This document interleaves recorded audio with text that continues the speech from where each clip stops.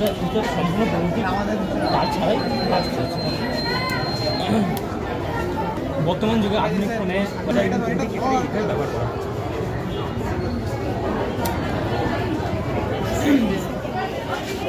তো এই ধরনের যে ব্রিজগুলো আছে যেটাকে বলা হাইড্রোলিক ব্রিজ, এই ধরনের কিছু কার্যকারিতা দেয় যে আগে তো এমনি ব্রিজের কাজ হচ্ছে কি গাড়ির ট্রাক বাস চলাচল করছে, আমরা যখন কোনো বড় লঞ্চ আসবে তখন এই ধরনের যে আমরা পিস্টনগুলো দেখতে পাচ্ছি এটা আমরা এয়ারপোর্ট থেকে কাজে লাগিয়ে কী করবো তুলে দিতে পারবো ব্রিজটাকে আমরা দিল্লি তুলে দিলাম, মাঝখানে আমরা একটা গ্যাস সিস্টেম হবে, এখানে বড় লঞ্চ বা জাহাজটা পাস করে গেল, পাস করে যাওয়ার পর যে পাস করে গেলে আমরা ব্রিজটাকে আবার পিস্টনের সাহায্যে নামিয়ে দিলাম, ব্রিজকে নামিয়ে দিলাম, নামিয়ে দিলাম, নামিয়ে দিয়ে এটা আবার আলাদা ফ্ল্যাট হয়ে গেল, যে আবার গাড়ির ট্রাক বাস চলাচল করতে।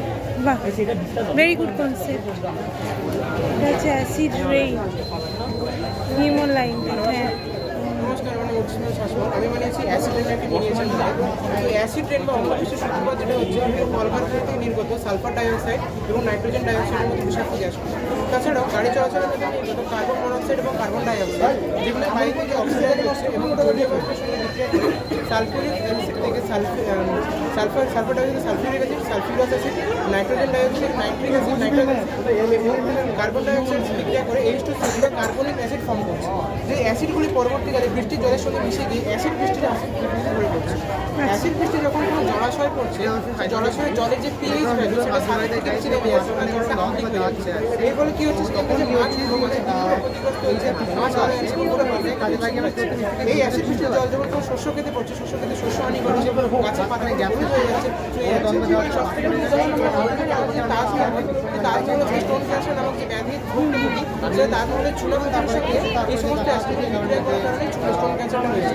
এর থেকে বাঁচার গাড়ি পদ্ধতি রয়েছে, তার মধ্যে কিছু পদ্ধতি হচ্ছে আমরা যদি বিভিন্ন অপ্রচলিত শক্তি যেমন সোলার প্যানেল হতে পারে বা তারপরে জোয়ার ভাটা শক্তি হতে পারে, বায়ু শক্তি হতে পারে, এগুলো ব্যবহার বাড়াতে পারি এবং জীবাশ্ম জ্বালানি দহনের মাধ্যমে যে বিষাক্ত গ্যাসগুলো নির্গত হচ্ছে এগুলো যদি কমাতে পারি তাহলে আমরা এর থেকে মুক্তি পাবো।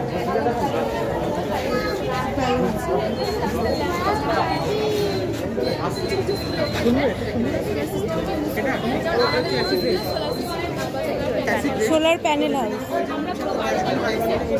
সেই গ্যাসগুলি বিক্রি করে নাইট্রিক অ্যাসিড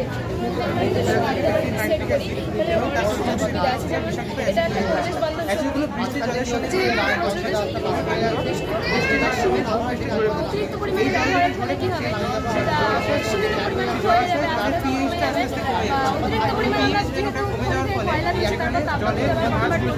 যার জন্য কার্বন ডাইঅক্সাইডের পরিমাণ যার ফলে বিশ্ব উষ্ণায়ন বা গ্লোবাল ওয়ার্মিং হচ্ছে, যার একটা কুপ্রভাব হলো অ্যাসিড বৃষ্টি, যেটা মানুষ ও অন্যান্য প্রাণীর মারাত্মক ক্ষতি করছে। আমাদের প্রচলিত শক্তির ব্যবহার কমিয়ে প্রাকৃতিক উপায়ে অপ্রচলিত শক্তির ব্যবহার হচ্ছে ডিজিটাল ম্যাথ। তো এটা সূত্র, এই সূত্রের সাথে যে সূত্র ম্যাচ খাবে এগুলো লাইট জ্বলবে। দেখুন A + B whole square.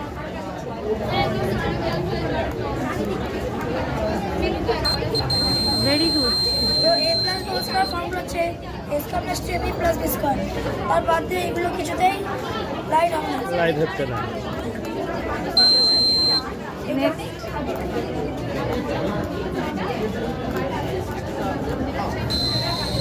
Whole square - A - B whole square 4AB। এটা গুণফল নির্ণয়টা কি করেছো? গুণফল নির্ণয় এখানে আছে 7, হ্যাঁ এখানে দিলাম 11, হ্যাঁ 7 11, ঠিক আছে। বাহ, 5 9, হ্যাঁ 9 35। এটা কি সবগুলোই মিলবে? নাম্বার তো হ্যাঁ, সবগুলোই মিলে যাবে। এই দিক থেকে এদিক খুব ভালো হয়েছে। এখানে না সূর্য ঠিকমতো পৌঁছাচ্ছে না, সেই পোর্শনটাতে সন্ধ্যা কাটছে। ক্লাসে